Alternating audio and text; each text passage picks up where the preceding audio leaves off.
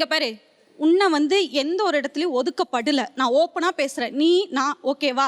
உன்னை ஜாதியால் எந்த இடத்துலையும் ஒதுக்கப்படல. உன் ஃபேமிலி, உன்னை பெற்றவங்க உன்னை வேணாங்கிறது, நீ என்னை கல்யாணம் பண்ணிட்டேங்கிறதுனால வேணாங்கிறாங்க. இப்பயும் சொல்கிறேன், ஏன் இந்த பெண்ணை கல்யாணம் பண்ணிட்ட, ஏன் இந்த பொண்ணெலாம் கல்யாணம் பண்ணிட்ட, அதனால் வேணாங்கிறாங்களே தவிர நீ இப்படிங்கிறதும் நான் ஒன்றும் சொல்லலை.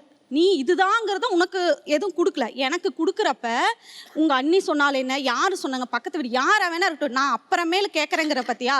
அவங்க சொல்லிட்டாங்க, சொல்லிட்டு உங்கள்கிட்ட பேசுகிறாங்கங்கிறப்ப அது எனக்கு என்ன மரியாதை? ஒரு விஷயத்தை நான் உங்கள்கிட்ட கொண்டு வரப்ப நீ அந்த இடத்துல என்ன பண்ணணும்னு நான் நினைக்கிறத அந்த ஸ்பாட்லேயே, என் ஒய்ஃப் அவள் எனக்கானவ, நான் எனக்கு பிடிச்சிருந்து நான் கல்யாணம் பண்ணிட்டேன், அவளை நீ கேட்கறதுக்கு ரைட்ஸ் கிடையாது. அவளை கேட்காதீங்க. உங்கள் அண்ணி உன்னை கேட்கலாம், உங்க அண்ணன் உன்னை கேட்கலாம், உங்க அண்ணன் கூட என்ன கேட்கலாம். அவங்களும் அந்த வீட்டில் வாழ வந்தவங்க தான், நானும் வாழ வந்தவன் தான். அவங்க என்ன கேட்க, உங்க அம்மா கேட்டிருந்தா கூட பெத்த பாசத்தில் ஏதோ கேட்குறாங்க போ, கூட பிறந்த பாசத்தில் உங்க அண்ணன் கேட்குறாங்க போ. அவங்களும் வாழ வந்த இடம், நானும் வாழ வந்த இடம். இதில் நான் எந்த இடத்துல என்னை பொறுத்த வரைக்கும் நான் எந்த இடத்துலையும் குறைஞ்சு போனவ கிடையாது. நல்லா தான் இருக்கேன், கை கால் இருக்குது, எல்லாம் இருக்குது, எல்லாம் நல்லா இருக்கேன். இருந்தும் அந்த இடத்துல நான் குனியிறேன் அப்படிங்கிறப்ப நீ அது ஏன் கேட்கலன்னு நான் உங்கள்கிட்ட கேட்குறது தான். நான் அந்த இடத்துல பேசாமல் இருந்தது காரணம் உன் அண்ணி. நாளைக்கு ஒருவேளை இந்த காலம் எப்படியே இருந்துரும் நான் சொல்லலை, நாளைக்கு மாறலாம். என் பசங்க 2 பேரும் படித்து நல்ல நிலைமைக்கு மாறலாம். மாறுறன்னைக்கு நான் போய் வாழ வேண்டிய சூழ்நிலையும் வரும். என்னால் நான் நம்புகிறேன்.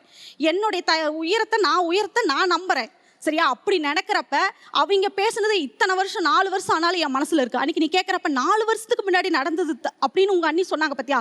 4 வருஷத்துக்கு முன்னாடி நடந்தது அவங்களுக்கு மறந்துருச்சு, எனக்கு ஞாபகம் இருக்குது.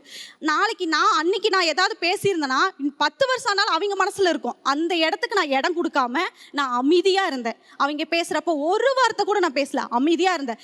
இப்பயும் சொல்கிறேன், நீ எனக்கு எந்த வகையிலும் குறை வைக்கல, என்னை நல்லா பார்த்துக்கிற ராணி போல தாங்குற.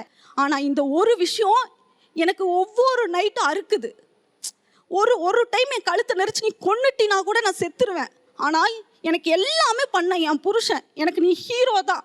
ஒவ்வொரு டைமும் ஒவ்வொரு விஷயத்தில் நான் கேட்குறது ஏன் முன்னாடி நீ மறைவாக நீ கேட்க வேணாம். மறைவாக கேட்டது எனக்கு அது நிம்மதி கொடுக்கல.